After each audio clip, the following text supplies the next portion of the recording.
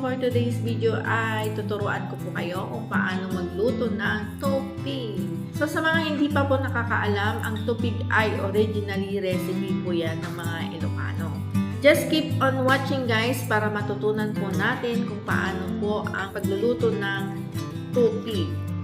So tara na at umpisahan na natin ang pagluluto ng masarap na tupig. Pero bago po yan, kapag hindi ka pa po nakasubscribe sa aking channel, please subscribe and click the bell button para updated ka po sa lahat ng aking mga bagong upload.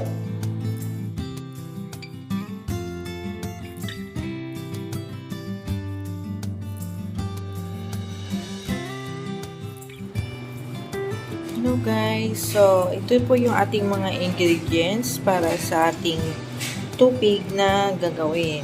Kailangan natin ng glutinous rice flour, buko ng niyog, butter, sugar, and coconut milk. Tapos, konting salt. So, ayan po yung ating mga ingredients. Lagay natin yung butter,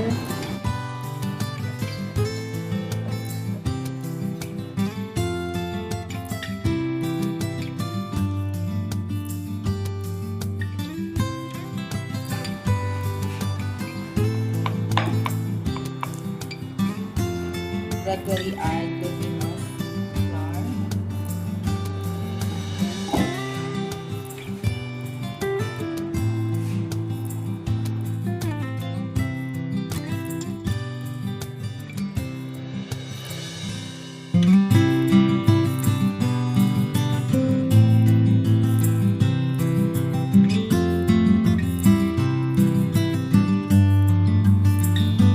Add natin yung coconut milk.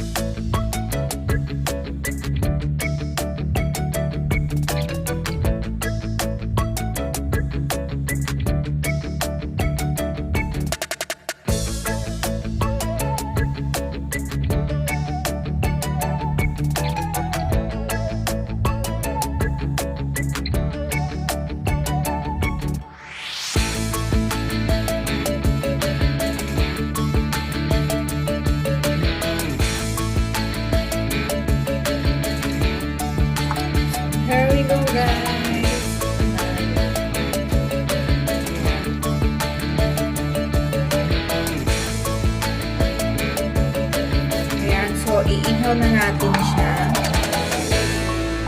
So, ito yung gagamitin natin kasi wala tayong pag-ihawan. So, grilled pan yung gagamitin ko. So,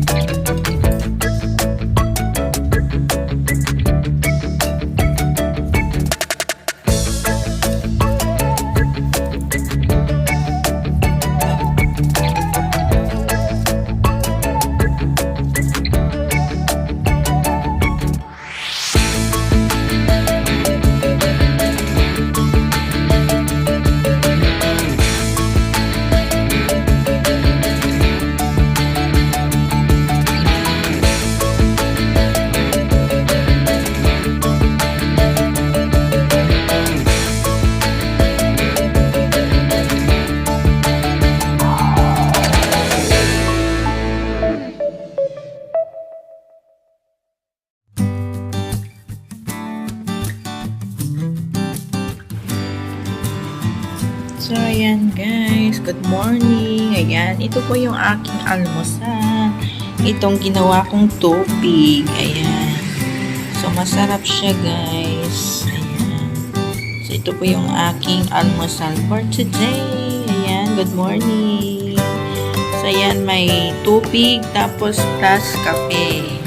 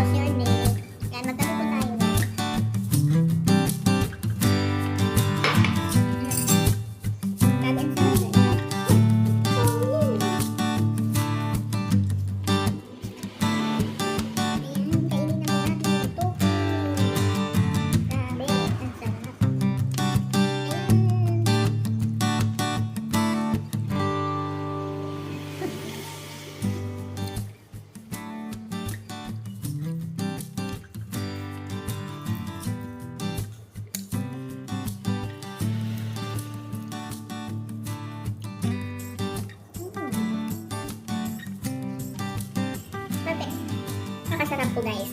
Ilang taon na din po hindi ako nakakain ng tupig. Sabi ko, may paraan pala paano magluto. Kasi iniisip ko, ang hirap magluto kasi mag-ano ka ng uling niya. Tapos yung paglutuan niya, talagang yero. Yung yero ilalagay mo, tapos mag-ano ka ng uling. Ilalagay mo doon yung yero, tapos doon mo iihaw. Yun po yung iniisip ko. Saan ako magluluto, sabi ko. So naisip ko, pwede pala yung grilled pan, doon ka magluto. Tapos doon mo na lang iihaw. Doon sa gas stove, pwede siya talaga. Ang hirap. Pag gusto talaga